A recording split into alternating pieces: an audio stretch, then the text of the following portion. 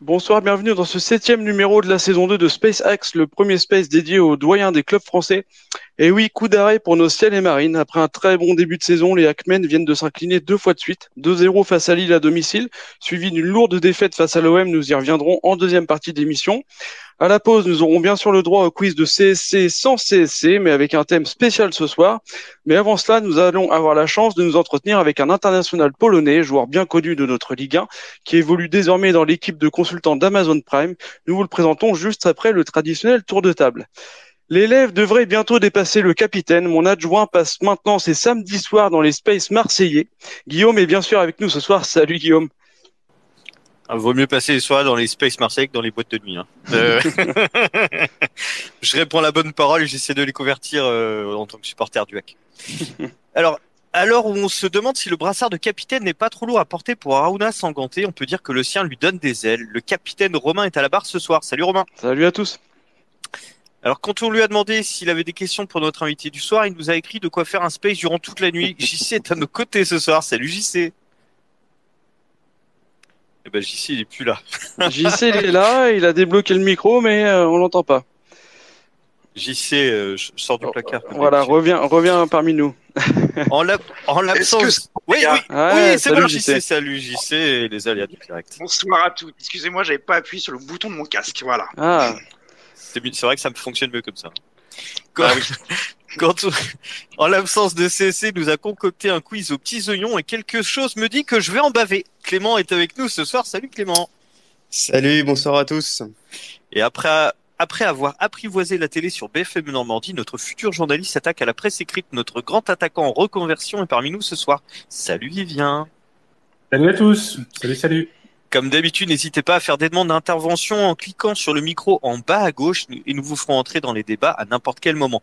N'oubliez pas également le hashtag SpaceHack pour interagir également avec nous et bien sûr le chat lié au Space. Alors Romain, ce soir, nous avons la chance et surtout l'honneur de recevoir un acteur connu et reconnu du football français. et oui, notre invité de ce soir était milieu de terrain. Il a débuté en Ligue 2 en 2002, puis a joué en Ligue 1, en Bundesliga, en Turquie, en Israël, avant de revenir dans notre chère Ligue 2 en 2016 à la JOCR. Il compte un peu plus de 400 matchs de championnat et 47 matchs de coupe en professionnel. Il est champion de Ligue 2 2007, mais a également réalisé le doublé Ligue 1 Coupe de France en 2011 avec le LOSC. Il faut ajouter à ce palmarès une sélection en équipe de France Espoir avant de choisir la Pologne, pays d'où il est originaire et pour lequel il a conservé la nationalité du côté de son grand-père paternel. Il affiche 34 sélections et 6 buts avec une participation à l'Euro 2012 à domicile en Pologne. Il est aujourd'hui consultant pour la chaîne Amazon Prime. Nous avons l'immense plaisir d'accueillir Ludovic Obraniak. Bonjour Ludovic, merci d'avoir accepté notre invitation. Bonsoir messieurs, c'est un réel plaisir, je vois qu'il y a du beau monde. Je veux juste compléter le palmarès, il y a une Oui. une coupe Gambardella en 2001, c'est pas rien non plus.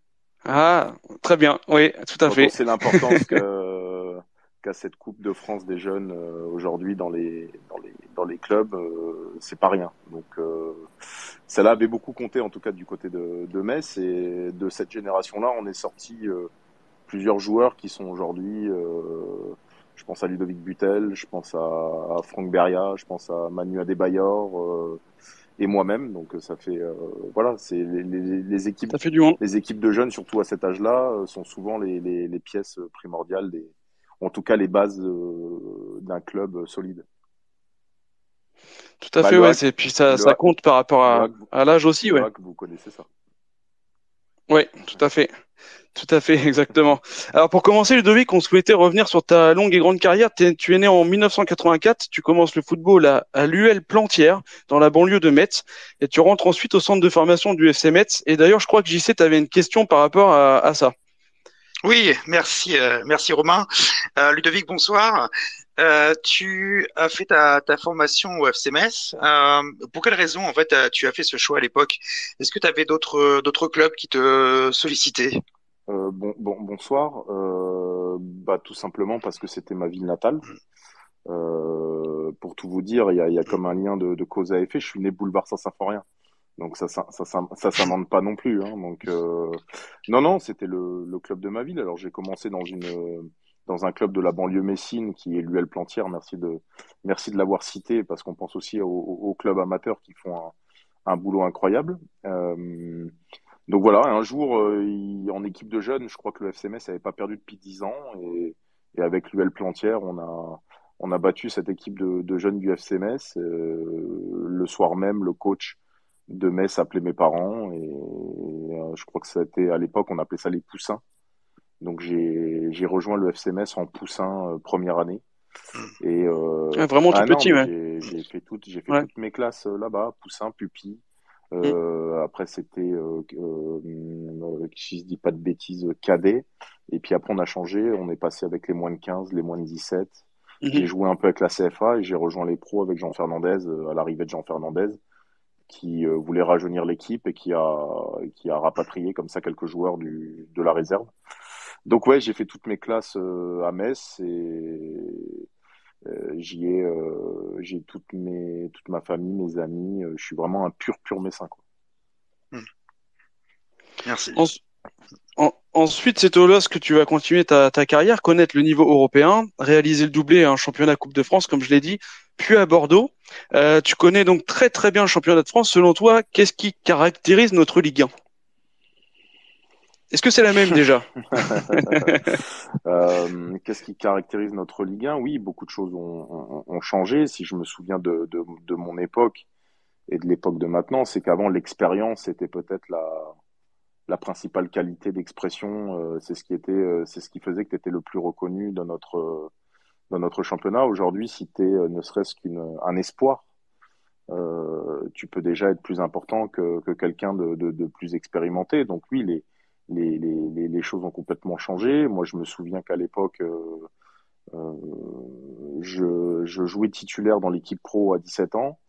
J'avais le numéro 33 dans le dos sans mon nom. J'ai dû attendre un an pour l'avoir. Je me changeais dans le vestiaire annexe.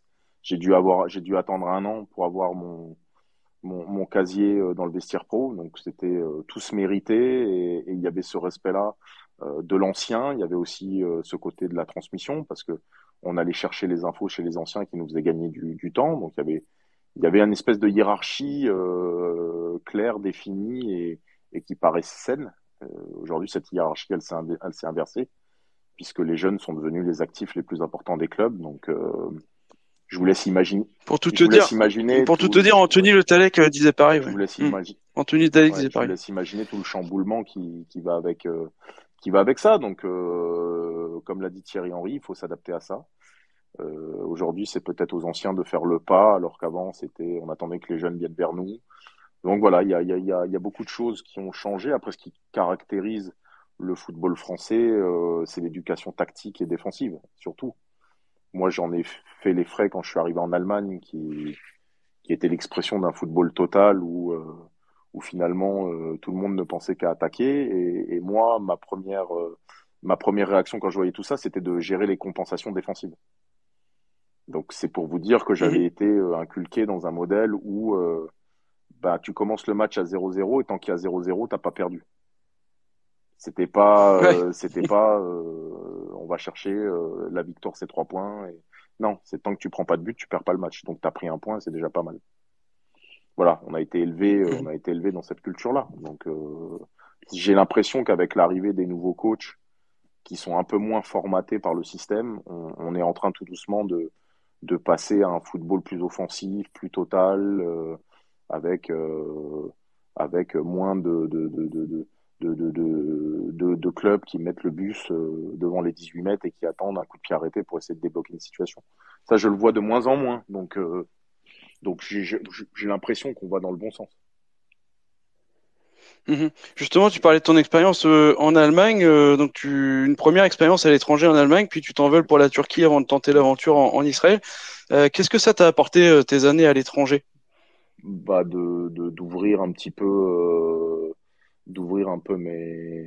ton cerveau, quoi. C'est-à-dire que on a la tête dans le guidon quand on est dans son propre championnat. C'est une certaine forme d'ouverture. J'ai découvert d'autres footballs, d'autres moyens de l'appréhender, d'autres moyens de le célébrer. Faut savoir que la Turquie et Israël, c'est une relation qui est fusionnelle, passionnelle avec le football. C'est-à-dire qu'il y a rien qui se fait dans la vie de tous les jours sans le football. C'est moins le cas en France. France, Mhm. on n'est pas un pays de foot au final quand on regarde bien et qu'on réfléchit bien. on n'est pas un pays de foot. On l'a vu un peu pendant le Covid. Bon, il y a des choses à faire, mais on n'est pas un pays de sport en général. Vous le voyez bien aujourd'hui. Il Ouais, va y c'est avoir clair. les JO, donc tout le monde se précipite pour essayer de se dire bon, il faut absolument qu'on remette du sport et qu'on soit bien. Il faut qu'on ait tant de médailles et trucs, mais c'est trop tard en fait. On n'a jamais été un pays de sport parce que on est un pays d'élite qui pense que la tête est plus important que les jambes, alors qu'on pourrait peut-être équilibrer. Même la culture est devant le sport aujourd'hui. Mhm. Donc voilà, c'était les changements majeurs. Moi, j'ai vécu, je vous dis, la Turquie. La Turquie, c'était un truc de fou. C'était un truc de fou. Le football est au cœur de tout, dans toutes les discussions de tous les jours, de tous les actes des gens, des humeurs, enfin, tout est lié à ça. Tout est lié à ça. En Allemagne, c'est un peu différent. Les gens sont passionnés, mais de manière moins viscérale. C'est-à-dire que c'est pour eux une espèce de lien qui pourrait unir sur le plan familial. C'est-à-dire que la Bundesliga a tout fait pour que les gens viennent en famille à des heures précises. Le grand-mère, le fiston, le petit-fils. Enfin, voilà, il y a une espèce de transmission et de culture foot que nous qu'on a, mais qu'on n'a pas autant. Voilà. Et ça m'a permis d'appréhender le foot de manière complètement différente sur la fin de ma carrière. Et je suis sûr que ça va beaucoup m'aider aussi pour la suite et pour si je veux devenir entraîneur ou un jour directeur sportif ou coordinateur sportif ou autre. Ça m'aide Mhm. déjà dans mes analyses footballistiques. Et vous le voyez quand on joue les pays de l'étranger. Quand on a des résultats pourris en Europe, ben, il faut peut-être se demander quelle est la place du foot dans notre pays. Et quand on voit des pays qui sont supposés être moins forts, mais qui sont beaucoup plus investis, qui nous mettent au supplice, ben, il y a aussi peut-être le rapport au foot, ça rentre aussi en ligne de compte. Et t'as un point commun avec nous, les Havrais, puisque tu connais également très bien la Ligue 2. Alors nous, oui, forcément, 14 ans de suite, pour nous, hein, ça marque un petit peu, tu dois t'en douter. Quel regard portes-tu sur ce championnat de Ligue 2 aujourd'hui? Est-ce que tu le suis? Est-ce que tu le suis déjà? Et est-ce que pour toi, il ressemble de plus en plus à une Ligue 1 bis avec deux grands clubs? Il est en train de le devenir, mais je pense qu'on a raté un virage important avec la Ligue 2, à l'image de ce qui se fait pour la Championship avec la Première Ligue. Je m'explique. Je trouve que la Ligue 2 n'est pas en raccord total avec le championnat de Ligue 1 dans le sens où on voit très peu d'échanges entre les deux. C'est-à-dire que quand un joueur crève l'écran en Ligue 2, 70% du temps, il part à l'étranger directement, il passe pas par la Ligue 1. Aujourd'hui, on pourrait avoir des joueurs dans les clubs forts français. À mon sens, il devrait y avoir des partenariats entre les clubs forts français et certains clubs de Ligue 2. Donc, les jeunes joueurs talentueux qui ne jouent pas ou qui n'ont pas la chance parce qu'il y a énormément de concurrence dans les clubs de Ligue 1 devraient pouvoir être prêtés dans les clubs de Ligue 2. Or, ces joueurs-là ne sont pas prêtés en Ligue 2. Donc, on perd un temps fou. Je trouve que la Ligue 2 est un championnat qui aujourd'hui, le niveau s'élève, mais si tu veux, il devrait être beaucoup plus médiatisé, il devrait être beaucoup plus utilisé comme une succursale de la Ligue 1. Et c'est pas du tout le cas aujourd'hui. Moi, je pense on aurait dû passer un championnat à 24 équipes, ce qui fait que il y aurait eu la possibilité de jouer tous les 3 jours. Donc, si tu incorpores des jeunes là-dedans, et ben, ça veut dire que ces jeunes-là peuvent progresser beaucoup plus rapidement. Donc voilà, je trouve que ce championnat est sous-utilisé. Mhm. Ouais, c'est intéressant. On a fait rentrer Roro. Alors Ah, j'imagine que tu avais une question pour c'est ça Ludovic le. Obrel. Ouais, Euh, j'ai entendu un bip. non, Je non, croyais que non. je croyais que j'avais été déconnecté. C'est pour ça. Non, non, du tout. Roro, je sais pas si tu nous entends. Sinon, on va continuer. Faut activer ton micro en bas à gauche. Bon. Bien. Bah, n'hésite pas. Si jamais tu arrives à intervenir, Roro, tu nous dis et tu pourras Non, et poser ta donc, question. bon, Euh, alors juste pour finir là-dessus, c'est un ouais. championnat que j'adore, qui est un championnat très difficile, et j'en ai fait les frais sur ma fin de carrière où Même quand tu as l'expérience, même quand tu as, c'est très difficile de s'imposer dans ce championnat-là parce il demande une préparation physique de tous les instants. C'est un championnat très intense. Donc c'est un championnat que je suis beaucoup parce que je pense que l'apprentissage pour ma future carrière de coach, elle passe par le national et la Ligue 2, qui sont des championnats où il y a tout. Tout est là pour pouvoir apprendre et devenir un bon entraîneur. Et justement, Vivien, je crois que tu voulais revenir sur un ancien club de Ludo qui évolue en Ligue 2. Exactement. Bonsoir Ludovic. Bonsoir. Une petite question concernant un de tes anciens clubs qui est actuellement en seconde division, c'est juste Bordeaux, qui connaît en ce moment des moments compliqués en Ligue 2 et depuis plusieurs saisons maintenant. Je voulais avoir ton avis sur leur avenir proche. Qu'est-ce que tu penses du devenir à moyen et long terme de ce club? Et une petite question connexe pour savoir ce que tu penses. Est-ce que tu penses que Gérard Lopez est l'homme de la situation? Ouais, c'est une question pas simple, mais auquel je vais essayer de répondre parce que c'est vrai que les gens fantasment beaucoup autour de la personne de Gérard Lopez. Moi, je fais partie du comité 1881, c'est-à-dire que Gérard a créé autour de lui un comité d'une dizaine de personnes dans des activités différentes, et je suis le seul ancien joueur girondin qui fait partie de ce comité-là. Donc, on a été amené à être proche de lui, à voir comment il fonctionne. Ce que je peux vous dire, c'est qu'il est viscéralement amoureux des Girondins de Bordeaux. C'est pas quelqu'un qui sont contre-fous, c'est quelqu'un qui ne pense qu'à ça et qui ne pense qu'à remettre Bordeaux, les Girondins de Bordeaux parmi l'élite.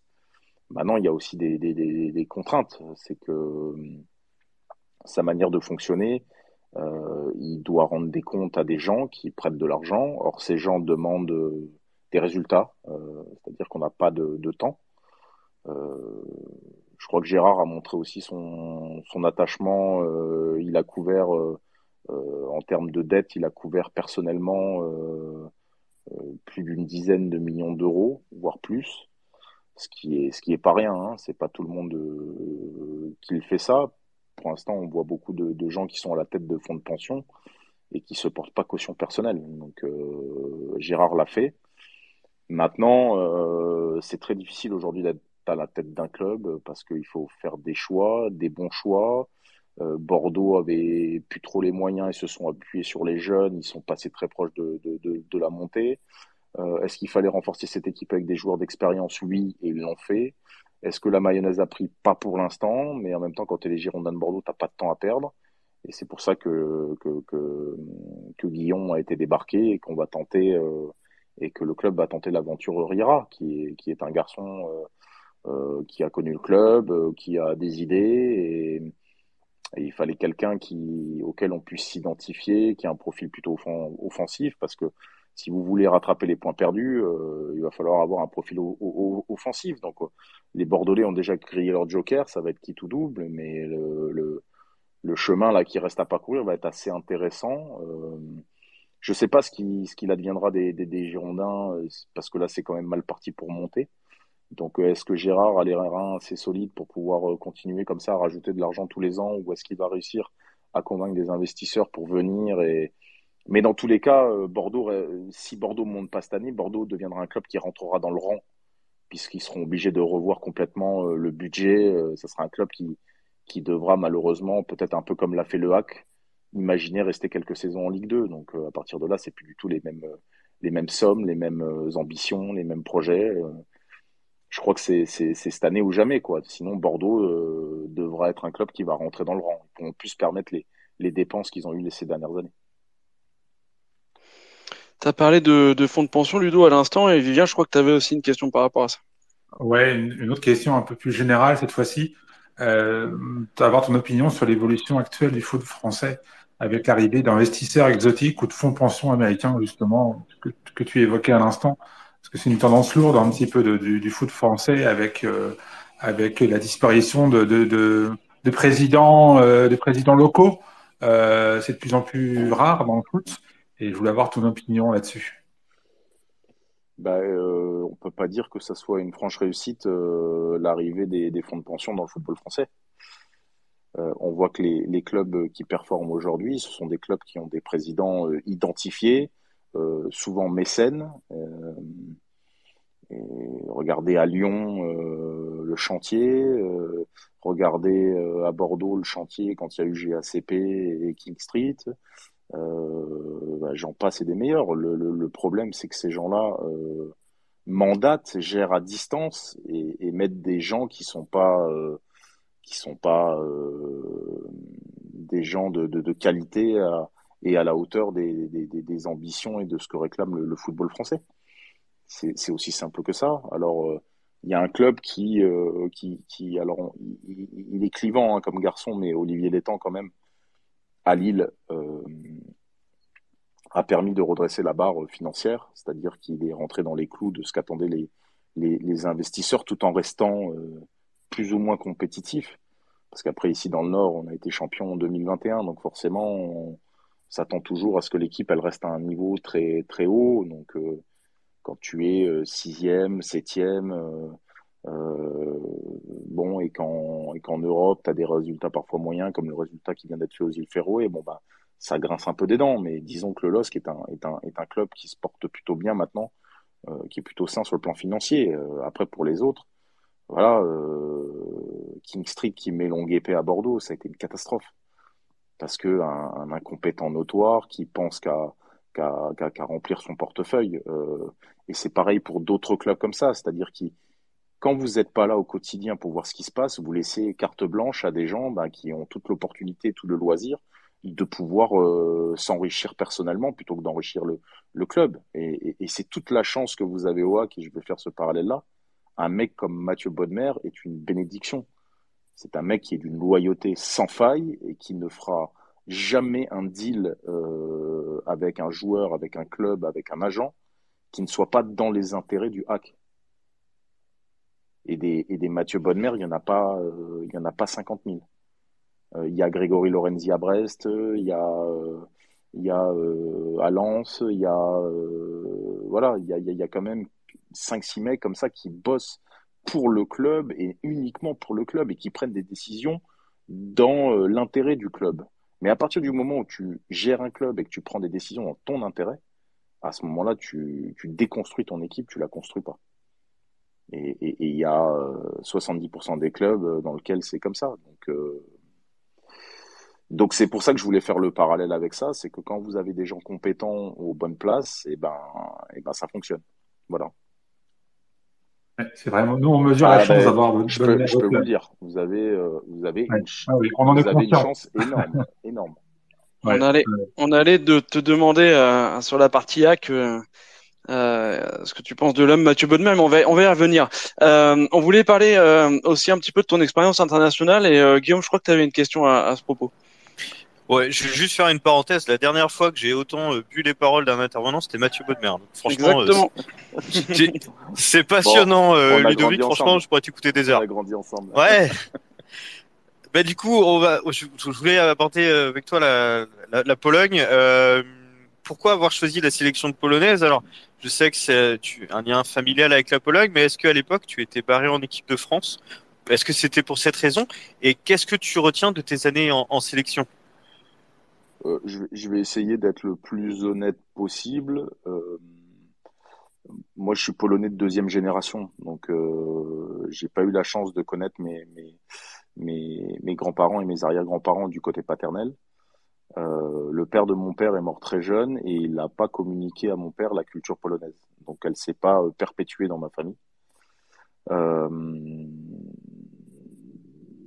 Lorsque j'ai eu l'opportunité lorsqu'on m'a proposé de rejoindre la sélection polonaise, ça a été pour moi dans un premier temps la possibilité de rendre hommage à mes aînés et notamment à cette partie de la famille que je n'ai pas connue. Donc j'ai ressenti une certaine envie de le faire pour rendre fier une partie de ma famille.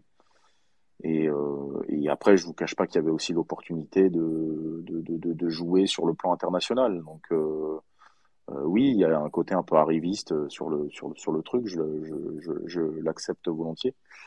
Mais j'avais envie vraiment de découvrir une nouvelle culture, mais ça n'a pas été aussi simple que ça. Ouais, ça a été, on s'invente pas une culture en fait, et les gens s'attendaient à ce que je vive, je sois comme un Polonais qui est né là-bas, qui s'est imprégné de la culture, alors que c'était pas le cas. J'ai tout fait pour essayer d'y arriver, mais on me reprochait souvent le fait que ça ne soit pas assez.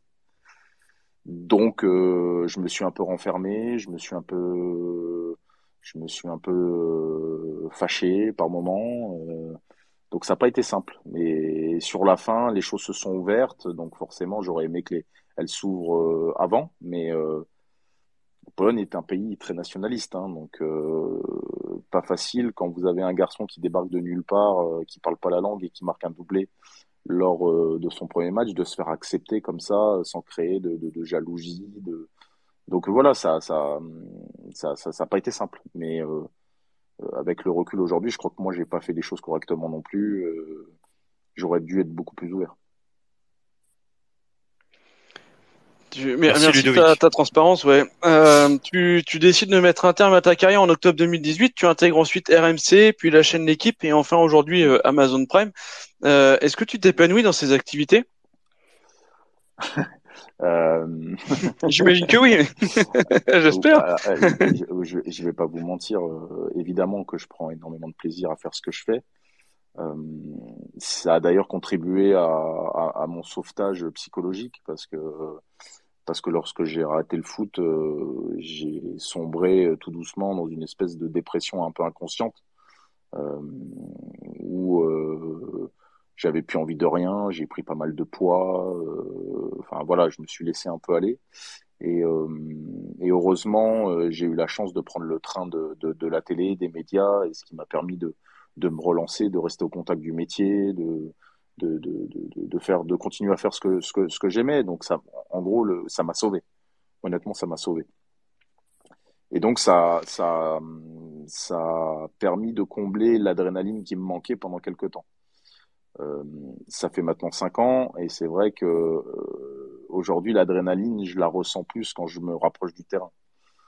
C'est pour ça que j'ai passé mes diplômes, c'est pour ça que dans un avenir proche, oui, j'ai envie de retourner à la bataille, j'ai envie de retourner dans un staff, j'ai envie de retrouver l'ambiance d'un club, j'ai envie de retrouver le terrain, enfin j'ai envie de retrouver cette ambiance-là.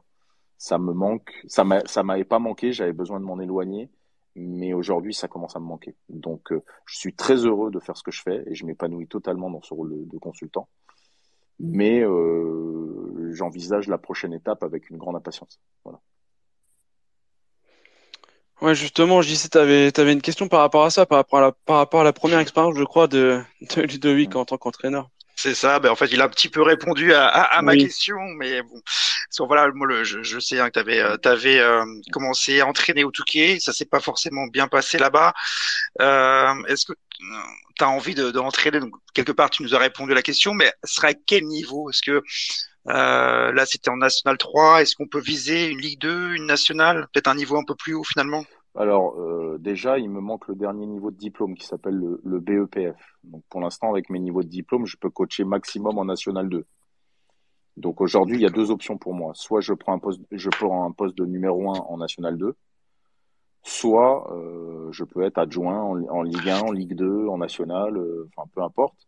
Ce qui me permettra d'accéder ou du moins de candidater au dernier niveau qui est le BEPF. Moi, je m'interdis pas non plus. J'ai passé le Dugos, donc j'ai pas eu la chance de faire Limoges, mais j'ai passé aussi les diplômes pour devenir manager. Je trouve qu'aujourd'hui, les clubs manquent d'un poste qui est aujourd'hui capital à mon sens. C'est le poste de coordinateur sportif. Ce qu'on appelle team manager, mais on se trompe un peu sur le rôle du team manager. Aujourd'hui, le team manager en France, c'est celui qui organise tout autour de l'équipe, mais il touche pas vraiment au sportif. C'est-à-dire que c'est celui qui va réserver les hôtels, s'occuper des déplacements, les avions, celui qui gère les maillots, les intendants, les machins. Enfin, il a toute une équipe autour de lui, mais il touche pas trop au sportif. C'est pour ça que le terme de team manager, il est un peu galvaudé chez nous. Il est pas partout pareil. Moi, ce que j'aimerais aujourd'hui, c'est que je pense que je suis pas encore assez mûr pour être directeur sportif. Et je pense que je peux être un relais, une passerelle dans un club parce que je suis quelqu'un qui fédère beaucoup et je trouve qu'il y a parfois des clubs où, par exemple, le directeur du centre de formation ne parle pas à l'entraîneur de l'équipe première, qui est un truc totalement aberrant. Quand j'ai entendu que Zoumana Camara parlait pas à Christophe Galtier au Paris Saint-Germain, tu te dis, mais les U19 qui montent, quand ils montent dans le groupe pro, enfin, comment ça se passe? Qui les accueille, enfin, c'est assez bizarre. Et c'est comme ça dans beaucoup de clubs où il manque quelqu'un comme ça pour des fois soulager le coach au niveau de la presse, pour parfois aussi parler aux joueurs, pour parfois représenter l'investisseur ou le président, pour faire le lien avec le centre de formation, pour s'occuper de la presse. Il manque quelqu'un, il manque un rôle comme ça pour soulager l'entraîneur, je trouve. Donc tous les clubs l'ont pas encore clairement identifié, mais à Lille ça se fait avec Sylvain Armand et à Strasbourg avec Kader Mangane. Donc D'accord. pour l'instant c'est pas hyper développé. Et pour répondre à mon année d'entraîneur au Touquet, c'est vrai que ça n'a pas été une réussite sur le plan sportif, mais j'en garderai un excellent souvenir parce que j'ai été confronté à énormément de problèmes. Faut savoir que le monde amateur, c'est pas le monde professionnel, hein. Je mets au défi n'importe quel entraîneur parce qu'aujourd'hui, vous regarderez que la plupart des anciens pros qui passent leur diplôme, ils vont d'abord dans des postes d'adjoints, dans des clubs déjà structurés professionnellement. Moi, j'ai pris le risque d'aller dans un club amateur, dans une ligue où le budget moyen était 500-600 000 euros, notre budget était de 140 000 euros. Donc voilà, je me suis jeté dans la gueule du loup, mais j'avais vraiment envie d'y aller. Mais faut avoir du courage pour sa première expérience comme ça, de se lancer en N3 dans un club où en plus c'est une station balnéaire, donc t'as pas de formation, t'es pillé par tous les clubs aux alentours, et Dieu sait qu'il y en a entre Dunkerque, Boulogne, Lens, Lille, Valenciennes, enfin Amiens. Enfin, il y a toute une flopée de clubs là qui vous prennent les meilleurs jeunes. Enfin, c'était un vrai défi. C'est un défi qui n'a pas été concluant. Mais dans la vie, c'est comme ça. On tente des choses.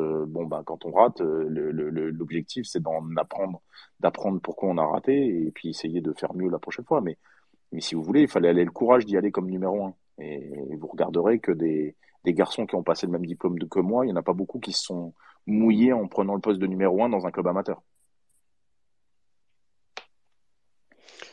C'est clair.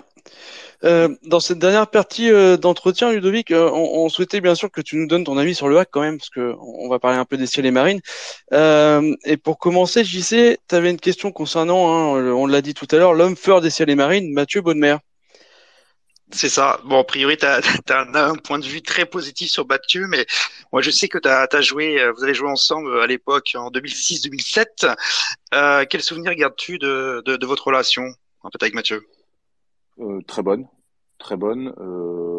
Il y avait cette relation moi, c'était déjà une figure, hein, Mathieu, quand je suis arrivé. Hein, donc, moi, j'arrivais de Metz, Ligue 2. Lui, il était déjà. Quand j'arrive, ils sont en train de déboîter le Milan AC à San Siro, où Mathieu met cet extérieur du pied droit en plein milieu de la défense de Milan pour Kader Keita et le club se qualifie comme ça pour les huitièmes de finale de Ligue des Champions. Donc Mathieu, c'était déjà l'homme dont tout le monde parlait, celui qu'on imaginait crever l'écran en équipe de France. Donc quand j'arrive, moi je suis impressionné et je dois dire que je l'ai souvent pris comme exemple et comme modèle. Je trouvais ça incroyable d'être aussi lourd en termes de carcasse et d'être aussi aérien en termes de jeu. C'est-à-dire que c'était un dragster qui faisait des pointes comme s'il faisait de la danse classique. C'était incroyable à voir. J'avais jamais vu ça, ce rapport puissance-légèreté, quoi. C'était incroyable. J'avais jamais vu ça. Et donc c'était assez drôle parce que Claude Puel le tirait tout le temps parce que lui est toujours partisan du moindre effort. Et Claude Puel avait décelé chez lui tout ce talent et il le poussait constamment. Et Mathieu, il était au bout de sa vie, quoi, parce que il était au bout de sa vie parce que physiquement, il a été intransigeant avec lui. Bon, après, il l'a fait énormément progresser, mais ouais, Mathieu, c'était un drôle de numéro, quoi. C'était un technicien hors pair, quoi. Il avait des gestes. il avait des gestes incroyables.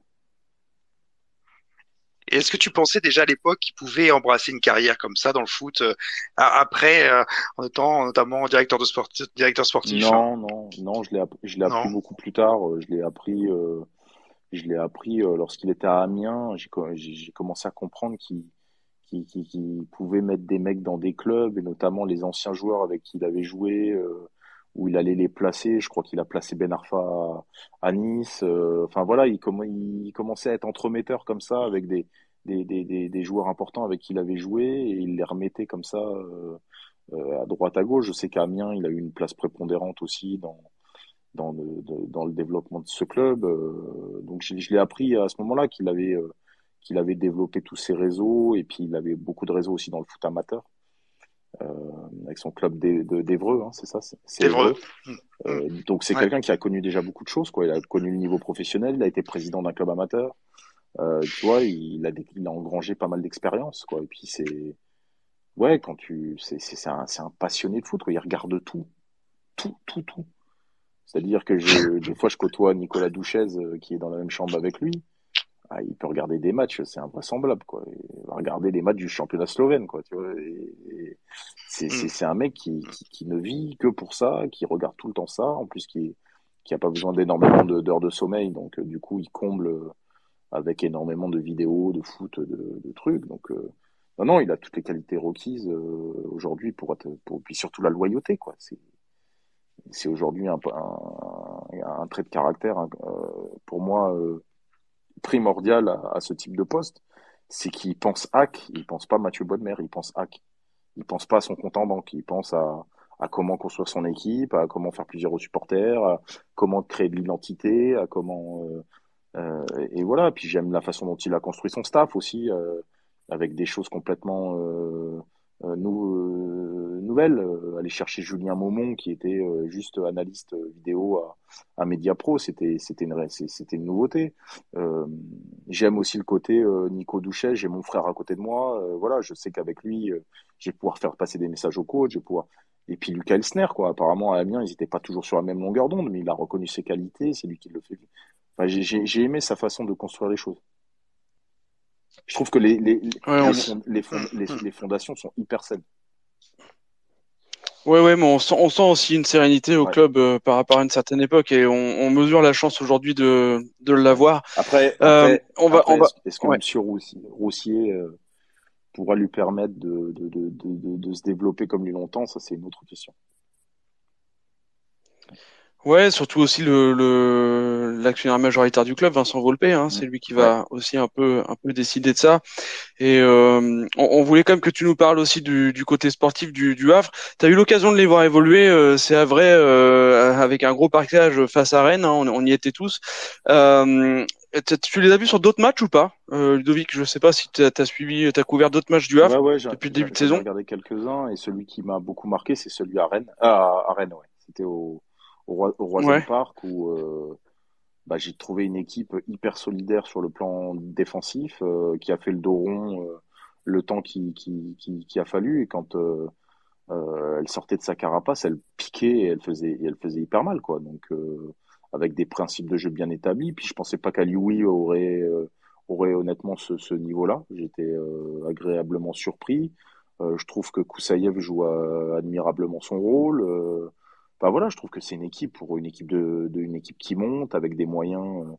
Je crois que le Havre a récupéré 1,5 million à peine pour être monté en Ligue 1 en termes de droits TV. Avec le Ouais, CVC, c'est ouais. ça. Donc c'est ridicule comme truc. Donc encore une fois, ils ont monté une équipe avec des idées, avec des réseaux, et je trouve que cette équipe, elle est bien faite, quoi. Aller récupérer Momo Bayo, c'est la cerise sur le gâteau. C'est un garçon qui était en échec complet du côté du LOSC, et tu le récupères pour 3 francs 6 sous, pour rien, quasi rien.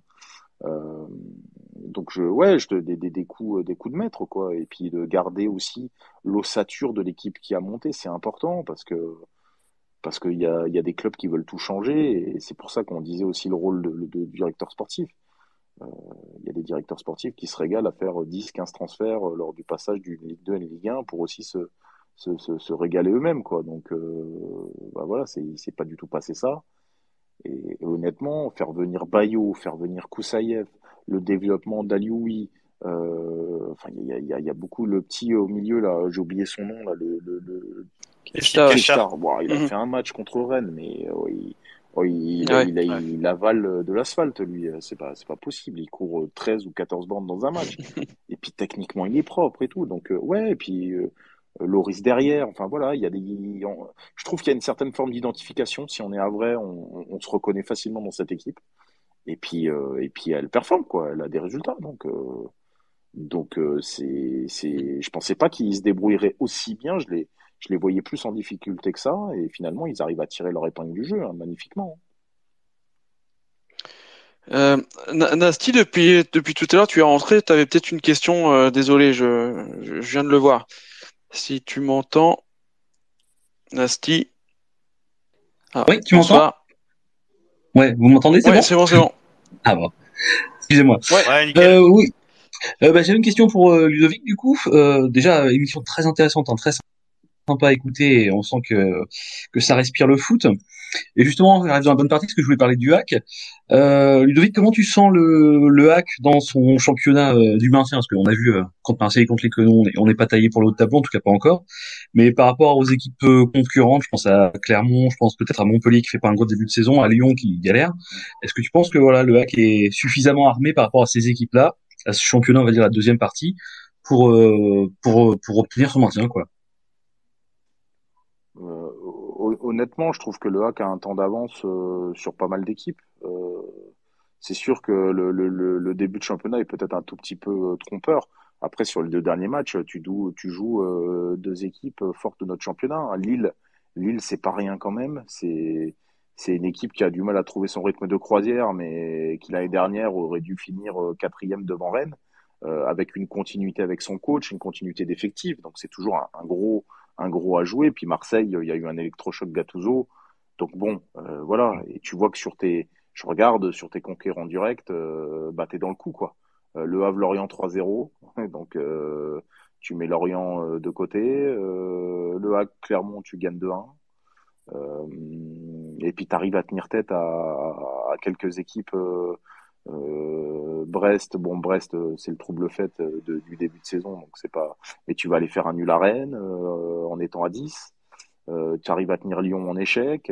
Enfin, c'est quand même pas mal, hein. Moi, je trouve que cette équipe, elle doit viser là pour une première année en Ligue 1. Elle doit viser un tout petit peu au-dessus du top 10.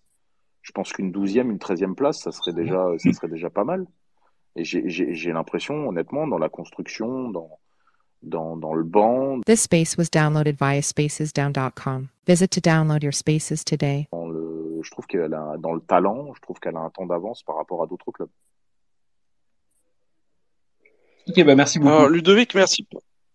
Merci pour toutes tes réponses, c'est très intéressant. Est-ce qu'on peut te garder encore 10 minutes? C'est l'instant, voilà, un peu récré du space. Est-ce que quand tu étais joueur, est-ce que tu tirais pendant les séances de tir au but? Je tirais, mais j'étais moins en confiance que sur les coups francs. J'étais très doué sur les coups francs et très moyen sur les pénaltys. Parce que ce soir, on te propose un quiz sous la forme d'une séance de tir au but. Alors, tu vas y affronter le plus polonais d'entre nous, qui est Guillaume, pour un thème tout aussi pour le polonais, hein. D'habitude, c'est préparé et animé par notre CSC national qui n'est pas là ce soir. C'est Clément donc qui a préparé les questions que je vais vous poser.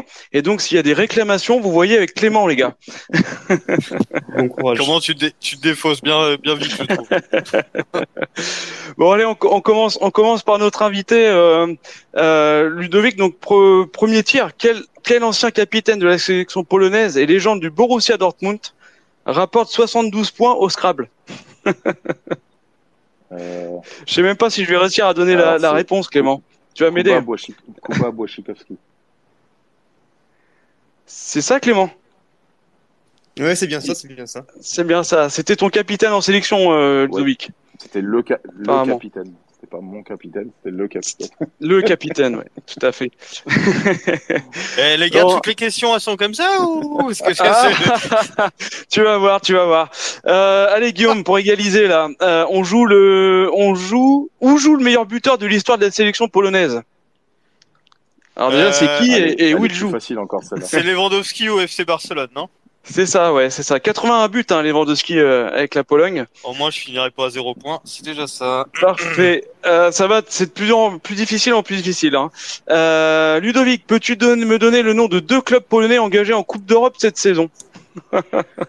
Bon, il doit y avoir le Legia Varsovie Ouais, ça fait un. En Conference League. et le Wisla Cracovie, non? Conference League, non? Non, Non. c'est. Là, Je te donne un indice, c'est Poznan le champion. Non Non plus. plus, c'est le champion en titre. Il m'a marqué Clément. Champion en truc. Ouais. Alors Clément, à toi de donner le nom, hein, parce que là. Non, je te laisse prononcer parce que. Ah, mais c'est quoi ces petits joueurs là? Il faut assumer, les gars. Allez, allez, je donne la réponse. Le Rako Chova, j'imagine. Attendez, je vais aller. C'est le Alors, rap. Je vais aller voir. Le Rako, ouais. Je vais aller Ouais. voir.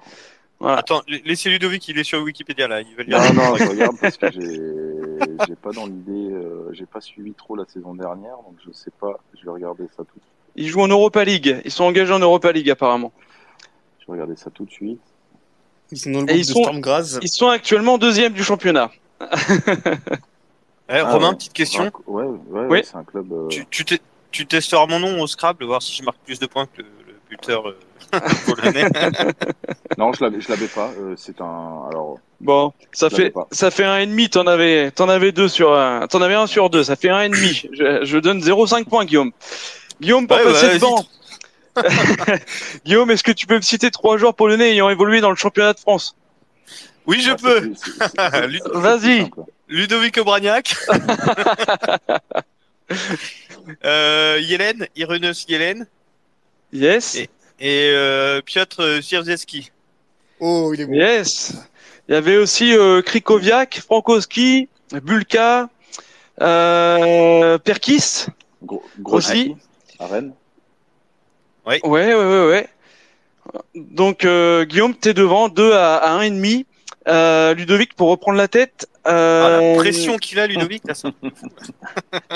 Alors, lequel de tes anciens coéquipiers en Ligue 1 a terminé sa carrière en Pologne et plus précisément au Gornik Zabrze? Et les mecs, fallait vous entraîner avant, là. Désolé.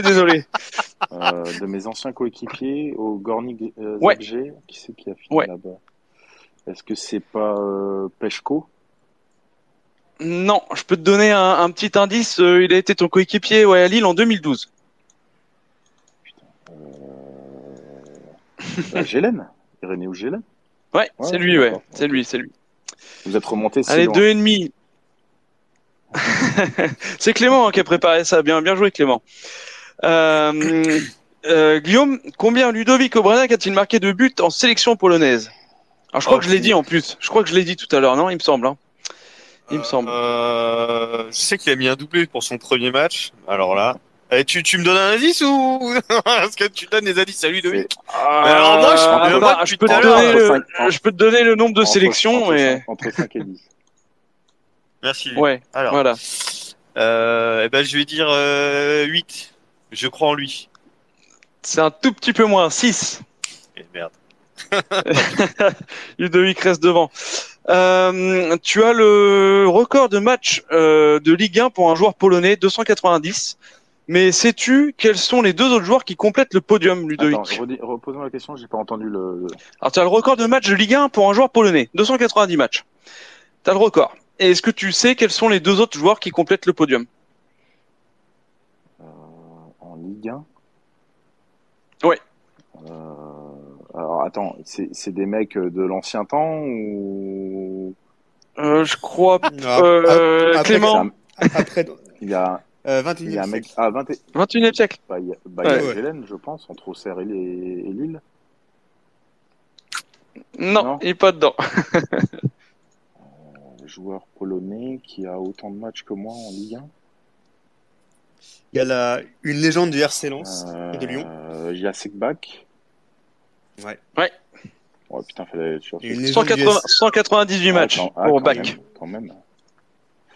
Et une légende du SC Bastia. Ouais, Marseille. Tchaikovsky. Ouais, 278 matchs. Donc, Les gars, si vous voulez lui donner le coup, allez-y. Hein. Non, mais alors. Bon, allez. J'aurais pas pensé qu'ils avaient autant de matchs. Il y a sec et je pensais pas qu'il avait joué autant. Guillaume, quel club polonais a remporté le plus de titres de champion de Pologne? Le Legia Varsovie. Allez. C'est ça, avec 15 titres. Donc Guillaume, t'es à 3 points, Guillaume, et Ludovic à 3,5, je crois. Et Ludovic, du coup, pour le dernier tir au but, là, peux-tu me dire dans quel club le joueur qui te fait la passe décisive lors de ton dernier but en sélection, oh là là, alors déjà, faut se rappeler du joueur, a-t-il débuté sa carrière pro? Dans quel club ce joueur en question a-t-il débuté sa carrière pro? Le mec qui m'a fait. Je peux te rappeler ton dernier but. Est-ce que tu te rappelles de ton dernier but en sélection? Est-ce que c'est pas contre les Féroé ou un truc comme ça? Non, contre l'Uruguay. L'Uruguay. Donc c'est Luka. Ouais. Donc c'est Lukas Piszczek. C'est lui. Déjà. Et il a débuté où sa carrière? Il a débuté sa carrière à Évreux avec Mathieu Bodmer. Je dis pas de conneries. Donc il a fait Dortmund où il était avant. C'est un des gros ou pas? Ça dépend ce que t'appelles gros. Ouais, ça dépend ce que t'appelles gros. Ouais, bah. C'est un historique. Ouais. C'est un historique, ouais. Je crois pas que ça soit Poznan. C'est pas je pense pas que... C'est pas en Pologne. Ah, c'est pas en Pologne. Non. Ah bah alors du coup aucune idée. Je sais pas où il a été formé, Lucas. C'était au Hertha Berlin. Aucune idée. Alors là, Ah, t'avais le joueur. Je suis passé à côté là, je savais pas. Et Guillaume, pour terminer, quel ancien joueur polonais a joué au HAC lors de la saison 96-97? Bon, c'est de ton temps, Guillaume, ça, non? Je commençais à suivre le hack à ce moment-là. Putain, non mais alors vous allez vous foutre de moi, mais tout à l'heure j'ai tapé Cavignac. Non mais vous rigolez, mais j'ai préparé un petit peu le quiz avant et je l'avais et je l'ai oublié. Je serai incapable de me rappeler. Non, je sais plus. Je sais pas. Clément, vas-y, pareil, Clément, prononciation, j'ai besoin d'aide. Non, moi je connais que le prénom si tu veux. Thomas Wisniewski, oui. Voilà, 96-97. Donc Guillaume, tu l'avais pas, donc je crois bien que c'est une victoire de Ludovic Aubragnac. Oui, vous lui avez donné pas mal de points quand même, les gars. À un moment, alors je demande la VAR, et à un moment, trois Polonais qui ont joué en Ligue 1. Ouais, bon, ça va. Le meilleur buteur de la sélection, son club, ça va, ils étaient pas trop durs non plus. Mais moi, j'ai pas joué en sélection polonaise, ils m'ont jamais appelé, donc. Si, pour porter les bouteilles d'eau, je crois, non? Ils t'ont pas appelé? Ouais, c'est ça, mais je m'étais fait les croiser, tu connais. Bon, bah, c'était super sympa, en tout cas, et merci Clément pour la préparation. On apprend toujours plein de choses lors du moment du quiz. Merci beaucoup Clément. Merci beaucoup Ludovic. Voilà, merci d'être resté un petit peu plus que prévu et merci d'avoir participé. C'était passionnant. Comme l'a dit Guillaume, effectivement, la dernière fois qu'on a reçu quelqu'un qui parlait football comme ça, c'était Mathieu Bodmer, effectivement. Et merci beaucoup, merci pour la transparence de tes réponses et puis pour le temps que tu nous as consacré. C'était un plaisir. Merci à vous pour l'invitation. Merci beaucoup Ludovic, c'était super, vraiment merci. J'ai pris du plaisir à passer du temps avec vous. Vous me rappelez quand vous voulez. Merci. Avec plaisir. Merci avec Ludo. Salut les gars. Merci, bonne soirée. Salut. Bonne soirée. Salut. Bon, mon adjoint, tu vas prendre la parole pour la suite. Alors, c'est beaucoup moins joyeux, les amis, là, la suite, mais il faut passer par là quand on est en Ligue 1 et qu'on s'appelle le hack. Donc, Guillaume, je te laisse prendre la main. Ah, mais j'ai bien compris, hein, tu me laissais le côté obscur. Le moins drôle. C'est pas grave, c'est pas grave. Alors, après avoir perdu au pénalty face à Ludovic Aubragnac, il est temps de parler d'un match super. C'est le match de Marseille. Alors c'est parti. Donc avant de démarrer l'analyse du match, petit point prono. Et cette semaine, personne n'avait imaginé une telle défaite. On était plusieurs dans l'équipe à avoir mis 2-0, je crois. CC avait dû parier un 6-1, une connerie dans le genre comme d'habitude.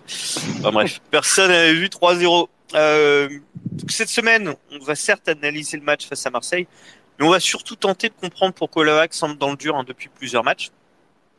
Ludovic Aubrien qui avait l'air un peu plus positif que moi sur cette partie, mais on va décrypter tout ça ensemble.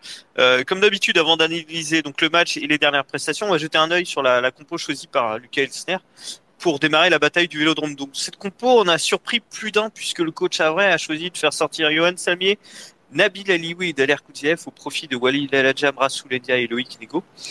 Alors messieurs, on va démarrer fort avec une question un poil provocante. Est-ce qu'on n'a pas perdu le match avant le coup d'envoi avec une compo pareille? Clément? Non. Moi, je pense non. Non, je pense pas.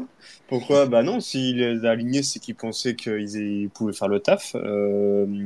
Moi, je pense en plus, c'était pas si con que ça, parce que on a vu que lors du match d'avant que, bah oui, Koudziev, il avait du mal à tenir 90 minutes, Keshta pareil.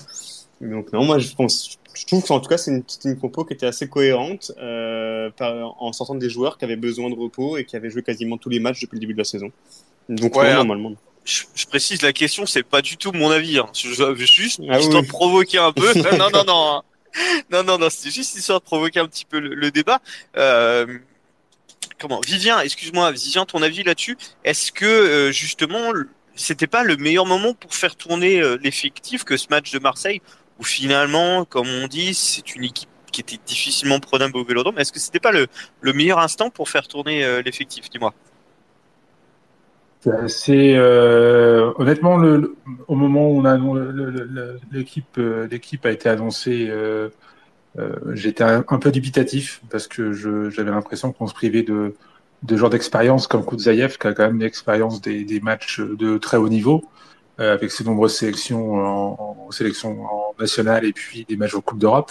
Mhm. Donc j'étais pas certain et je suis toujours pas certain que c'était le bon choix. Euh, qu'on a vu un peu puis NDI aussi. Bah, c'est toujours difficile à faire une analyse après coup parce que là, on se rend compte que NDI c'était un naufrage total. Il a été complètement dépassé à deux reprises. Il a pas su. Il a fait deux fautes évitables sur Harit, qui était un véritable poison sur ce match.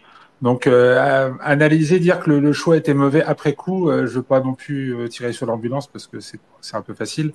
Mais au moment même où l'équipe type a été annoncée, j'étais assez. Moi, j'ai envie de faire confiance. De toute façon, ça fait 1 an et demi que Elsner fait des bons choix, donc j'avais aucune raison de contester ses choix tactiques. Surtout que c'est quand même la personne la mieux placée au sein du club pour dire voilà quel joueur est apte ou pas apte à jouer tel ou tel match. Donc, mais bon, là, le résultat montre que bah. Alors, est-ce que derrière on aurait fait mieux avec Koutzaïev et Keshta sur le terrain dès le début du match? Peut-être pas, mais ça, c'est difficile à dire. Avant de poursuivre, JC, ton regard par rapport à cette compo, tu étais. Bah moi j'étais emballé en fait par cette composition. Parce qu'en fait j'ai vu en fait quelque part une vraie stratégie de Elsner avec une composition plutôt défensive, c'est vrai, mais surtout avec des joueurs rapides sur les côtés, avec Nego et Casemir pour jouer les transitions. Donc je me suis dit bon bah c'est bien joué de sa part. On va défendre bas et on va contre-attaquer puis on va les punir. Mais en fait il s'est absolument pas passé ça. Donc voilà, c'est plutôt les conséquences qui ont été plutôt mauvaises, plutôt que la composition. Mhm. C'est ce que j'allais dire, hein, tout dépendait finalement du plan de jeu qu'il avait. Et je pense que JC, il a très bien résumé. La compo ne doit pas choquer, tout dépend ce qu'il cherchait à faire. S'il cherchait à rentrer au vestiaire à 0-0 et à appuyer un peu plus après en seconde période, c'est sûr que vu le scénario du match, bah c'est sûr que c'est pas du tout ce qui s'est passé. Donc forcément, et en plus, bon, on va en parler, mais on se met en difficulté rapidement. Bah, pourtant, le début de match était plutôt, enfin, je vais pas dire bon, mais on n'était pas mauvais quand même, Clément, avant l'ouverture du score. Non, on On était en arrivait à leur place. tenir tête. Ouais, c'est Ouais, ça. bon, on était offensivement, bon, évidemment, on avait beaucoup de difficultés, mais on était en place défensivement, moi, je trouvais. Et bah, on coule sur deux erreurs individuelles de notre capitaine. Ouais, bah voilà, à la 15e minute, donc, hein, sur une accélération puis un centre de Diaye, qui laissait au passage Touré opérer dans le vent. Arnaud Sanganté venait détourner le ballon dans son propre camp. JC, ce CSC, ça a été le tournant du match. Bah oui, et c'est bien dommage, parce qu'en fait, en gros, se prendre un but à la 18e minute, c'est pas gravissime. Il nous reste On plus l'a de déjà 70 fait, on l'a déjà minutes. fait ça. Voilà, et puis il nous reste plus de 70 minutes pour revenir au score. Voilà, c'est une chose. En fait, moi, le vrai problème, c'est qu'après, quelque part, on a baissé les bras, et finalement, le match était déjà fini. Et c'est ça qui pour moi, le vrai problème. D'ailleurs, CSC, il est où, Guillaume? Parce que non seulement il vit là-bas, puis en plus maintenant il marque pour Marseille. Il marque pour Marseille, il marque pour Lille. Enfin, je crois qu'il est en train de virer de bord. C'est Ouais, pas ouais, du tout. ouais, ça va pas, ouais. Faut Non, qu'on non, rattrape mais ça. effectivement, on va profiter de ce but pour parler d'Aruna Sanganté. Messieurs, on a pu lire sur Twitter X voilà, que le brassard de capitaine pouvait éventuellement peser trop lourd sur ses épaules. Ton avis, Clément, sur la situation? Est-ce que tu Bah, penses que c'est trop dur pour lui, trop lourd à porter, ce brassard? bah moi, c'est ce que j'ai dit la dernière fois dans le dernier Space, c'est que c'est pas forcément le choix que j'aurais fait comme capitaine. Maintenant, c'est fait, c'est fait. Ça va être le problème d'Elsner. Pour moi, bon, certes, c'est Sanganté qui fait les deux erreurs. Après, je pense pas que c'est à cause de Sanganté qu'on perd le match. Je pense que c'est un ensemble. Je pense que il y a une fatigue qui s'est instaurée depuis le match de Clermont. Et je pense que c'est principalement dû à ça. Après, Sanganté, bah voilà, il découvre le haut niveau. Voilà, la moindre erreur se paye cash. Il en a fait quelques-unes contre Lille, il en a fait quelques-unes contre Clermont qui aurait pu se payer cash aussi. Heureusement, bon, contre Clermont, il avait Touré pour le suppléer. Et là, il avait personne. Et ben voilà, 2 erreurs et 2 buts.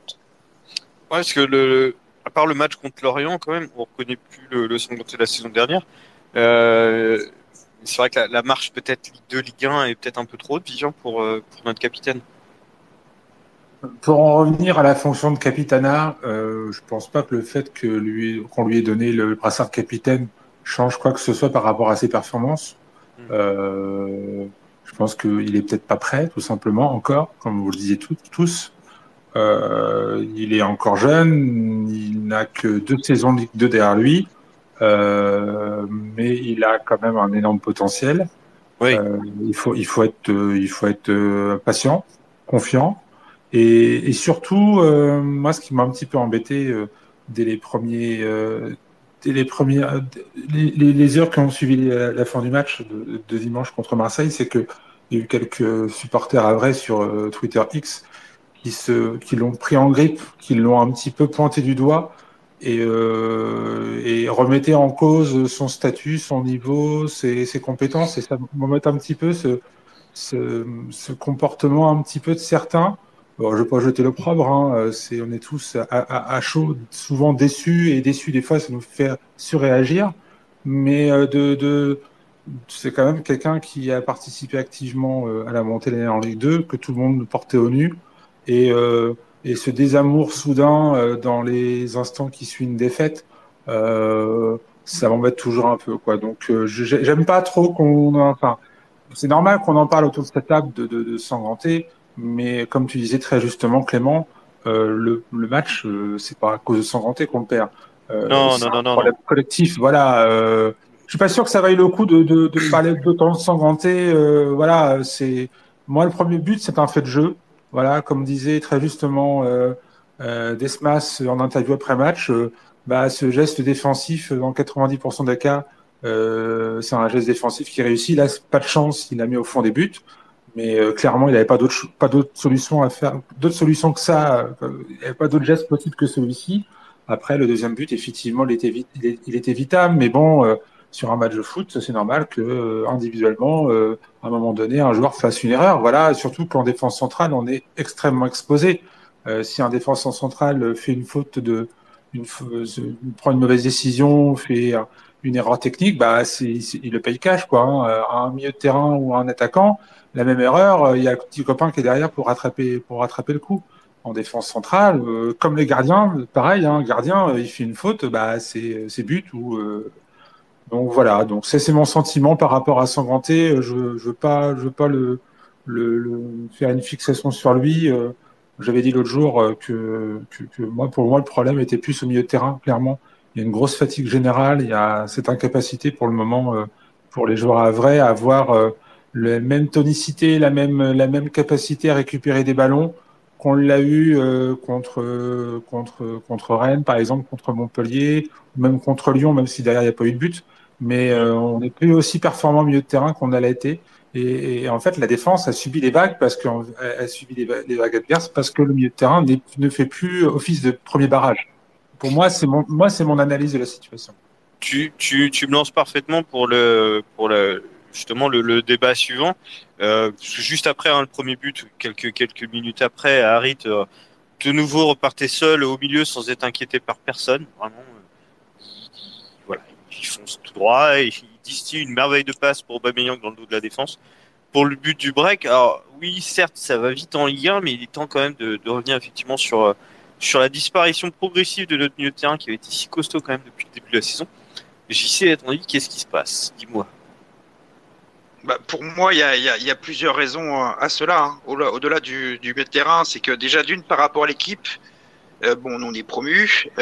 Effectivement, on a quand même fait un très beau mois d'août. Et j'ai l'impression que quelque part, l'effet de surprise de cet été est déjà terminé. Finalement, on nous prend peut-être aussi un peu plus au sérieux. On a rencontré Lille, on a rencontré Marseille, qui avait aussi un impératif de points. Ça, je pense qu'il faut pas l'oublier. Deuxièmement, c'est aussi, comme on l'a expliqué, notre milieu de terrain qui subit quelque part un contre-coup physique. Faut pas oublier que sur les 3 titulaires réguliers que nous avons, un ne jouait pas du tout la saison dernière et le second, sa saison s'est terminée début avril, Keshta. Donc c'est quelque chose qui je pense que physiquement ça va revenir, ça va mettre un petit peu de temps, mais c'est vrai que là ça tombe mal. Et puis aussi le match de Clermont, je pense que ça bascule, mais en fait pas forcément du bon côté. J'ai l'impression que ce match-là nous a fait plus de mal que de bien, autre que les 3 points. Parce qu'en fait, au fur et à mesure du match, en fait, la confiance s'est étiolée.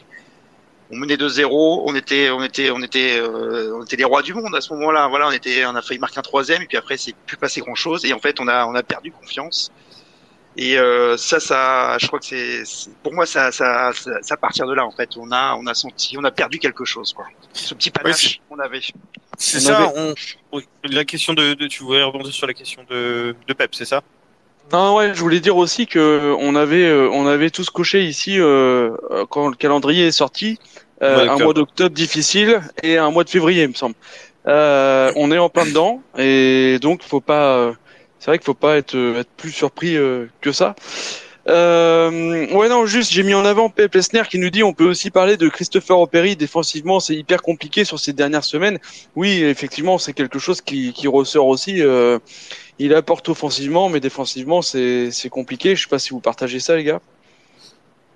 Clément, éventuellement, si tu veux Ouais, sur Christopher. si, ouais, c'est sûr qu'Operi, même en Ligue 2, c'était pareil. Hein, c'était pas forcément le joueur le plus défensif du monde.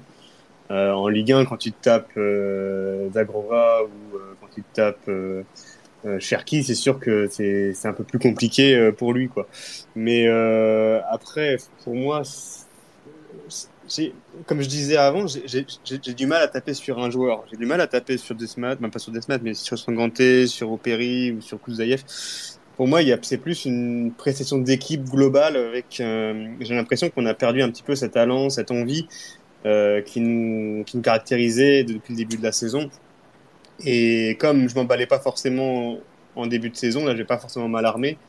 De toute manière, c'est des clubs, que ce soit Lille, Marseille, c'est des clubs contre lesquels, si on arrive à prendre un point sur les 2 confrontations, on sera hyper content. Donc c'est pas contre ces clubs-là où on va prendre des points. Moi, je les attends plutôt. Là, je serais beaucoup plus critique si, par exemple, contre Metz, dans 2 rencontres, ça se passe mal. Là, je l'aurais un peu plus en travers de la gorge. Là, je me dis, pour l'instant, ils ont l'excuse de digérer la préparation de cet été. Ils ont l'excuse de découvrir la Ligue 1. Donc, pour l'instant, j'ai pas forcément envie de tomber sur un joueur. Mais voilà, faut être quand même hyper attentif et c'est sûr que là, contre Metz, en tout cas, moi, je vais les attendre. Nasty, t'es toujours avec nous. Est-ce que tu veux nous donner ton sentiment sur cette baisse de régime, sur cette méforme du hack, du milieu de terrain? N'hésite pas.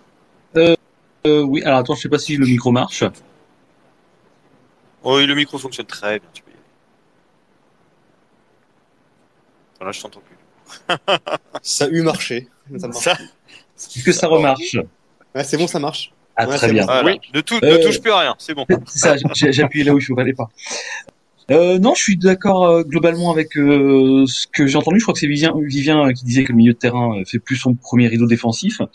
Là-dessus, ouais, clairement, notre milieu de terrain il pèse plus assez, voire même honnêtement, je suis un peu méchant, mais je trouve quasiment plus du tout en fait. Donc forcément que ça met plus rapidement la défense en difficulté aussi. Après, c'était Pepelsin, je crois, qui parlait d'Opéry. Opéry, effectivement, il fait pas un énorme début de saison défensivement. Après, moi, je pense qu'on peut pas se priver de lui. Déjà, je crois qu'il n'y a pas vraiment de doublure. Mais offensivement, il est quand même un gros pourvoyeur de ballon. C'est un des seuls. Et sur les matchs, effectivement, où on est en galère, on a besoin de lui pour centrer. On a besoin de lui éventuellement sur les coups de pied arrêtés parce que sinon, on n'aura jamais eu l'occasion, quoi. Donc voilà, Sanganté, bon, je suis pas plus inquiet que ça. Il est en formation, quoi. J'ai déjà découvert la Ligue 1. Alors, sur le brassard de capitaine, j'aurais peut-être pas donné, sincèrement. Maintenant, c'est fait. J'ai pas l'impression que ça le déstabilise plus que ça. C'est juste qu'effectivement, il est en train de grimper la marche et voilà, par moments, il y a des bugs et par moments, ça se passe pas forcément hyper bien. Mais la deuxième mi-temps, par exemple, à Marseille, il fait une deuxième mi-temps assez correcte. Alors, ok, il passe complètement à côté de la première mi-temps. Mais après, il se reprend plutôt bien, je trouve. Et d'ailleurs, j'avais partagé la vidéo, hein, vous avez peut-être vu.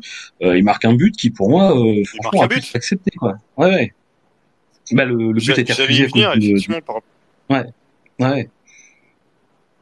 Donc voilà, je le trouve pas si mal que ça, sans donc, monter. Il est dans l'apprentissage. Pardon. Ouais. Non, mais c'est bon, j'ai fini. Ouais, tout à Merci à toi. Mais c'est vrai que ce but refusé à Rouen en première mi-temps, ça me permet de lancer un autre débat par rapport à ça. Il y avait pour moi, effectivement, grâce à la vidéo que tu as partagée, parce qu'on n'a pas eu le droit d'avoir des replays, pour moi, il n'y avait pas du tout faute, en tout cas pour beaucoup d'entre nous, je pense. Est-ce que c'est pas là où les joueurs et Aruna en tête ne devraient pas faire pression vers l'arbitre pour réclamer une VAR sur cette action? Clément, qu'est-ce que t'en penses, toi, par rapport à ça? Est-ce qu'on est trop tendre, pas assez roublard pour cette Ligue 1? Bah, c'est ce que j'avais dit là dans les premiers Space. Après, C'est toujours le cas, en fait. Ouais, honnêtement, après, il siffle 2 secondes avant que Aruna marque. Je me demande d'ailleurs si les joueurs de Marseille sautent ou pas, je sais même plus. Donc honnêtement, je suis pas forcément sûr que c'est vraiment joué dans le déroulement du match, ni dans les têtes des joueurs. Pas forcément, mais est-ce que par rapport au côté roublard, tu sais, de demander la VAR, de pleurer auprès de l'arbitre, comme les autres qui peuvent faire. À la limite, si tu vois, à la limite, s'il avait pas sifflé et que du coup après il consulte la VAR et que nos joueurs auraient eu aucune réaction, je t'aurais dit oui. Mais là, à partir du moment où il siffle avant qu'Aruna fasse mette la tête, j'ai du mal derrière à aller voir l'arbitre pour lui dire non, il y a but, parce que du moment qu'il siffle, le jeu est arrêté. Donc qu'est-ce que tu veux faire pression? Tu vois, tu vois la différence? Ouais, complètement. Ouais. Je suis assez d'accord avec toi. Je sais pas si quelqu'un veut s'exprimer par rapport à ça. J'y viens. Je vais intervenir. Je tiens à souligner que je suis absolument d'accord sur tout avec Clément ce soir. Chose assez rare. Et je partage toutes tes opinions, Clément. C'est incroyable. Tu parles avant moi et tu lis dans mon esprit. Je partage totalement ton opinion sur le penalty non sifflé. Enfin, le but refusé qui serait potentiellement valable. Pour moi, ça relève vraiment du fait de jeu. Enfin, je sais pas si ça vaut le coup vraiment de faire une fixette là-dessus. Concrètement, qu'est-ce que ça aurait changé sur le scénario global du match? De toute façon, on ne méritait pas plus que ce qu'on a eu. Concrètement, hein, on a perdu 3-0. On ne méritait pas mieux. Oui, il y a peut-être une faute qui a été sifflée à tort, ou pas. Enfin, honnêtement, moi j'ai revu les images de Nasty. Bon, je suis incapable, moi, personnellement, de me faire une opinion. C'est pas question de faire une fixette sur l'action de jeu, cher ami. C'est vraiment de mettre en avant le fait que nos joueurs sont moins pleurnicheurs que certains qu'on voit d'autres équipes faire pression sur l'arbitre et tout. Voilà, c'est vraiment l'excuse pour parler de ça. Ouais, non, mais par rapport à ça, vous vous souvenez tous, la première journée de championnat, on est tombé sur Montpellier, chez qui on s'est déplacé, et on a tous remarqué, les uns et les autres, que les joueurs montpelliérains étaient particulièrement agaçants parce qu'ils n'arrêtaient pas de se plaindre et qu'ils étaient insupportables. Et moi, j'ai pas envie de m'identifier à une équipe qui n'arrête pas de pleurer, qui n'arrête pas de geindre, qui n'arrête pas de se plaindre auprès de l'arbitre. Enfin, moi, ça m'intéresse pas. Donc, personnellement, je suis pas, voilà, qui à la limite qu'ils aient peut-être moins de caractère entre guillemets et que derrière, ça soit une équipe agréable à suivre et à laquelle on s'identifie. Moi, j'ai pas envie de m'identifier à une équipe qui se plaint tout le temps. Donc, Ils pleurent sur le terrain et ils ont des abrutis en tribune là-bas. ah ouais, ils ont c'est très bon là-bas, on peut le dire. Ah Ils là, ont oui. Ah ouais, non, mais franchement, là, quel club. Ils vont horrible. peut-être filer 3 points à Clermont, ça nous arrange pas. Ouais. Ah Là, non, ça nous et arrange par pas contre, du tout, c'est clair. C'est clair, non. c'est un pétard qui va nous coûter cher aussi à nous. Ouais. Ouais, c'est clair. Je vois Romain que t'as partagé une question ou une remarque de Pep. Vas-y. Ouais, c'était parce que c'est par rapport à ce que disait Clément tout à l'heure. Je pense qu'il allait attendre les Havrais plutôt face à Metz, mais c'est vrai que Pep lui réclame une réaction face à Lens parce qu'il a peur que si on arrive avec 3 défaites sèches à la suite, que psychologiquement ça soit difficile sur un match qui vaut 6 points en fait face à Metz. Donc lui il attend plutôt une réaction face à Lens. Oui, il a pas tort. On sera à la maison, ouais, effectivement, hein, c'est le moment. Après Lens, bon, c'est pareil, c'est une équipe qui joue l'Europe. Maintenant, ils sont en pleine confiance aussi là depuis leur victoire en Coupe d'Europe. Donc bon. Après, franchement, un nul, moi, ça me conviendrait. C'est sûr que si on prend encore 2 ou 3-0, ouais, là, ça commence à faire beaucoup. Et franchement, moi, je pense honnêtement, là, avec la trêve, ça va faire du bien. C'est juste dommage que Koutsaïev soit parti en sélection, mais sinon, la majeure partie des Havrais sont là. Donc, franchement, je pense que ça va leur faire du bien au niveau physique, ils vont pouvoir récupérer. Et je suis quasiment persuadé qu'on aura une autre équipe face à Lens et face à Metz.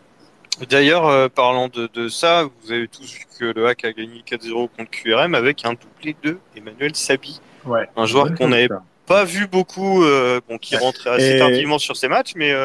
Et d'ailleurs, ouais, et pareil, là, j'ai vu pareil sur Twitter que ça commençait un peu aussi à le descendre. Alors, franchement, descendre un mec qui a joué pour tout peut-être une demi-heure sous nos couleurs, je trouve que c'est un peu dur quand même. Surtout que déjà, c'est pas facile pour lui, il parle pas la langue de une. Et de deux, je pense pas que ça soit forcément Emmanuel Sabi qui soit responsable des mots offensifs du Havre. Non, pas du tout. Mais voilà, après, il fait ce qu'il peut. Il rentre souvent dans des matchs, bah oui, là, contre Marseille, contre Lille, qu'est-ce que tu dis face? Il n'y a pas grand chose à faire. Et voilà, moi, pour l'instant, c'est ce que je disais tout à l'heure. Je suis pas forcément pour descendre des joueurs comme ça.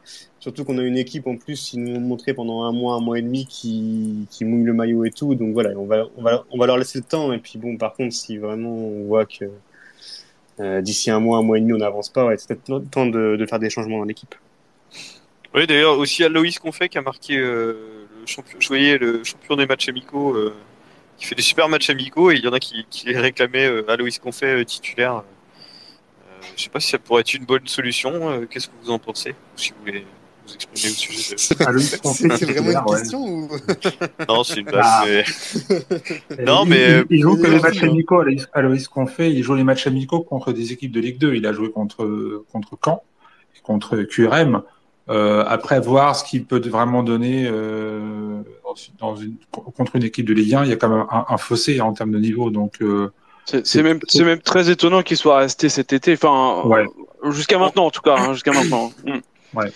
C'est plus, à mon avis, un joueur de complément qui est là si vraiment un jour il y a un cataclysme au milieu de terrain et qu'il n'y a plus personne pour jouer, que Mbemba est blessé, et voilà, et il faut mettre quelqu'un au milieu, ils vont sortir Confet de sa boîte, mais plutôt de la boîte de naphtaline. Mais là, pour le moment, oui, il est condamné à faire que des matchs amicaux pendant les trêves internationales. Hein. Ça va être sa fonction première et puis jouer le sparring partner, quoi. Hein, mais par contre, de ce que j'avais cru comprendre, j'avais lu une interview là-dessus sur Aloïs Confet.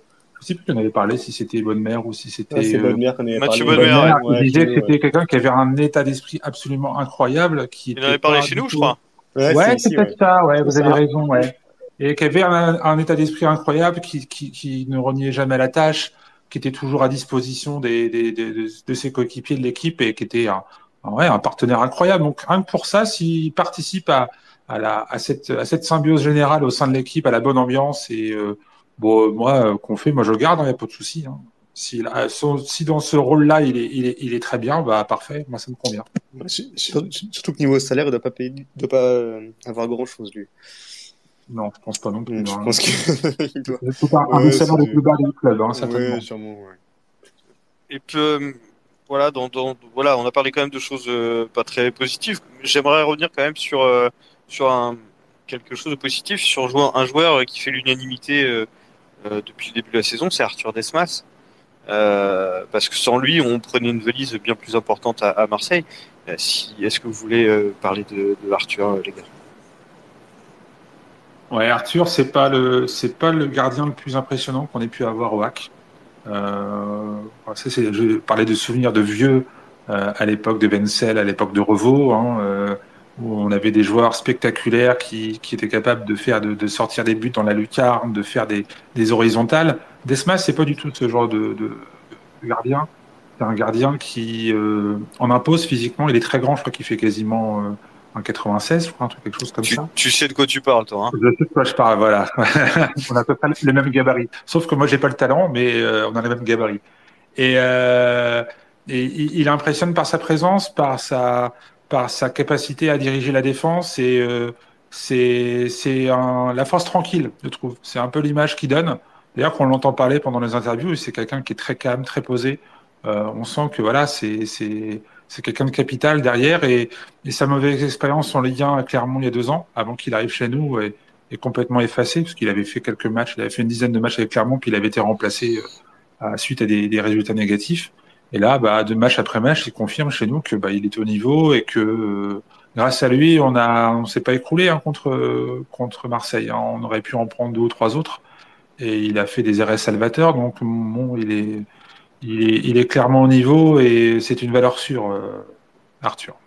Ouais, il nous sauve la baraque même sur d'autres matchs, pas forcément Marseille, que ce soit à Rennes, Lyon. Complètement, oui, tout à fait. Oui, je cite Marseille, mais il a fait des top matchs quasiment à chaque fois. Ouais, il avait eu des bonnes notes d'ailleurs sur l'équipe, il me semble bien.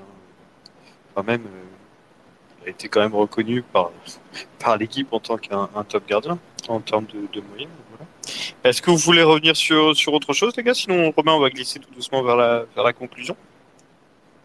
Ouais, tout à fait. Sauf si quelqu'un va intervenir ou Non, si je crois vous voulez qu'on a balayé pas mal de de choses sur le match de dimanche dernier. Je pense que le space après le match de Metz sera explosif. On invite Ludovic Aubragnac ou... Non. Dans un sens ou dans l'autre. Dans un sens ou dans l'autre, oui, tout à fait. Franchement, si on bat Metz là-bas, franchement, je pense qu'on est bien parti pour se maintenir. Par contre, si on perd... Ah ouais, déjà, toi, si tôt dans la saison. Ouais. Non, mais si, parce que tu auras quand même battu Clermont, tu auras battu Metz. Et voilà, je pense, les 2 principaux concurrents au maintien. J'ai pas trop suivi, mais Metz, ils ont perdu leur dernier match, il me semble. Ils sont pas très très bien, non? Ils ont perdu en 0 à domicile contre Nice. Contre Nice. Ouais, Nice qui est dans le haut du classement. C'est pareil, ils ont perdu leur meilleur joueur. Metz, ça commence à perdre pas mal de matchs. Ouais. Mais c'était pas terrible. Ouais. Mais moi, j'avais un message après pour la communauté avresque qui est là. C'est voilà, faut pas paniquer. C'est comme l'a dit Céline il y a pas longtemps. Là, c'est l'apprentissage de la Ligue 1. Ça faisait une paire d'années qu'on n'y était pas. Faut qu'on soit fier déjà d'avoir des joueurs comme ça qui ont un état d'esprit quand même irréprochable. Un club qui sent la sérénité à tous les étages. Ludovic Aubragnac en a témoigné aussi, et voilà, il y a pas beaucoup de clubs qui ont la chance d'être comme le nôtre aujourd'hui. Donc perdre contre Lille, contre l'OM, moi je l'avais vu tout se passer. Je l'ai tweeté. Pour moi, c'est pas notre championnat. Certains me diront oui, mais c'était pas l'OM, c'était pas le grand OM, donc on aurait dû faire quelque chose. Ouais, mais ça reste l'OM. Faut arrêter. Pas grand OM, ça reste l'OM. Donc et en plus, il y a une ambiance de folie. Moi, j'ai mon papa personnellement qui y était. Il m'a dit que c'était pas la première fois qu'il allait au Vélodrome de sa vie, mais là, il s'en est pas remis. Il m'a dit c'est un truc de malade mental.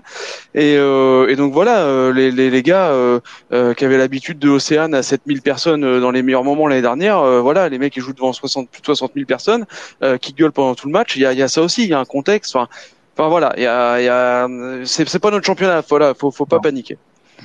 Non, totalement d'accord.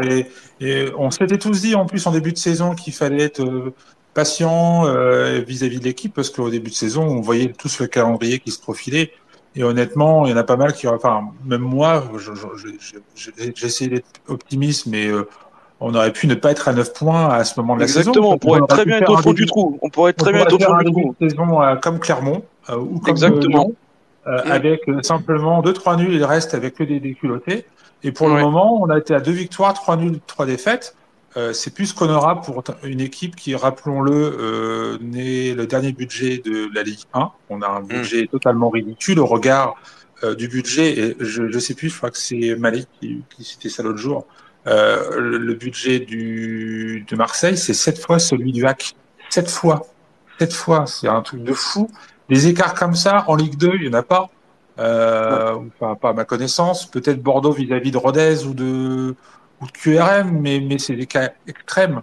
Là, comment peut-on espérer c'est la normalité, c'est de prendre 2-3-0. Par contre, ce qui est l'exploit, c'est de tirer un nul à Marseille. Enfin, c'est dans l'ordre des choses, ça me paraît.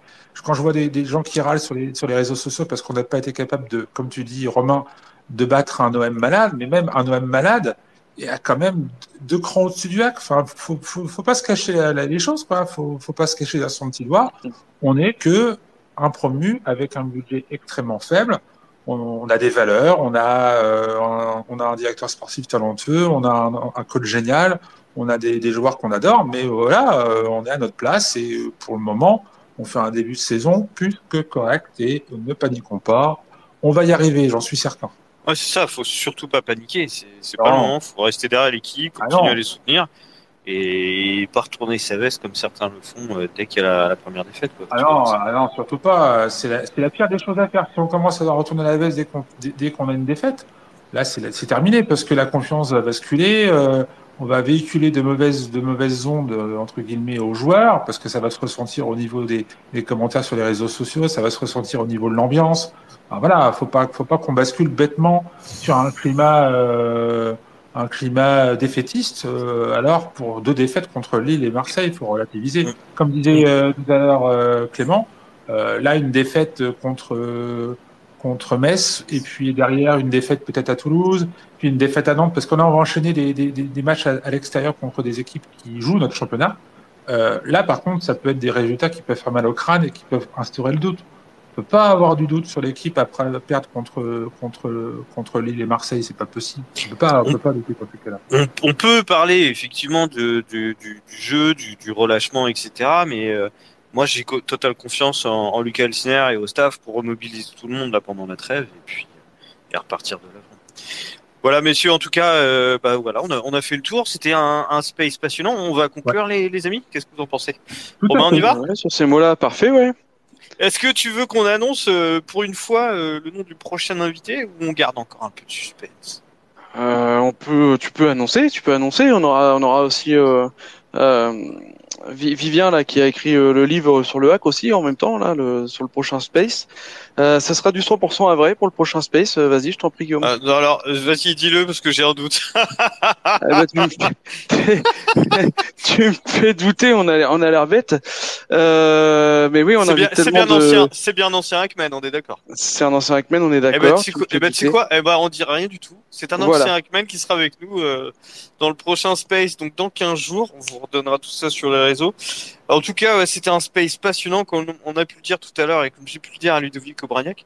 J'avais pas autant... je buvais les paroles de Ludovic Obraniak et vraiment la dernière fois où j'étais complètement subjugué, c'était avec Mathieu Bonnemer. Là, c'était vraiment génial, passionnant.